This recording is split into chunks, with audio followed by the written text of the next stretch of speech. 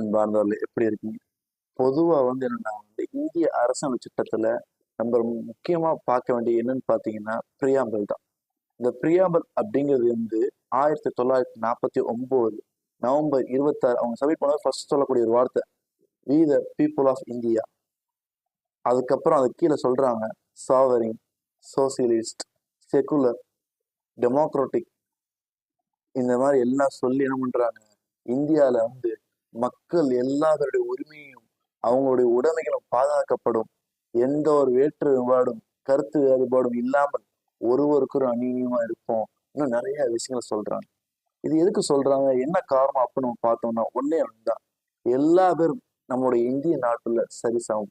Justice அப்படின்னா எல்லா பேருக்குமே ஈக்குவலா தான் இருக்கும் நீதி. அரசியல், பொருளாதாரம் இல்ல எல்லா விதமான விஷயத்திலும் சரி, யாருக்கும் யாரும் பாகுபாடு காட்டக்கூடாது. நாங்க பாகுபாடு காட்ட மாட்டோம். இந்தியாங்கிறது நம்முடைய நாட்டுல எல்லா பேரையும் ஒன்றிணைத்து ஒரு அழகிய ஒரு குடும்பமாக இந்தியாங்கிறது ஒரு தனித்துவமாக செயல்படும் என்பதை நீங்க அங்கீகரிக்கணும் அப்படிங்கிறதுக்காக கொண்டு கொடுக்கப்பட்டதுதான் இந்திய அரசு சட்டம். இப்ப இந்திய அரசமைச்சர் இப்படி கொடுத்தாங்க.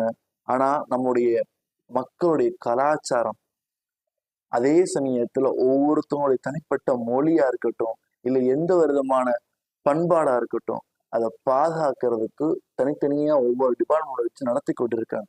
ஆனா பல மக்கள் இது தெரியாம இருக்கீங்க. அதாவது நம்முடைய மக்கள் நான் இவன் ஏழையா இருக்கா, இவன் பணக்காரனா இருக்கா அப்படிங்கிறதுல நம்ம நிறைய விஷயம் கருத்து வேறுபாடு, பாகுபாடு பார்க்கிறோம். அதெல்லாம் நம்ம இந்தியாவில பொறுத்தவரை அது இல்லவே இல்லை. இந்திய அரசியலமைப்பு சட்டத்தின் படி, பிரியாம்பல் படி எல்லாரும் சமம், எல்லாருக்கும் சம உரிமையும், எல்லா விதமான அதாவது தகுதியும், எல்லா விதமான விஷயங்களிலும் முன்னுரிமையும் அவங்களுக்கு இருக்கு என்பதை என்ன பண்றாங்க இந்த பிரியாம்பல் நமக்கு காட்டக்கூடியதா இருக்கு.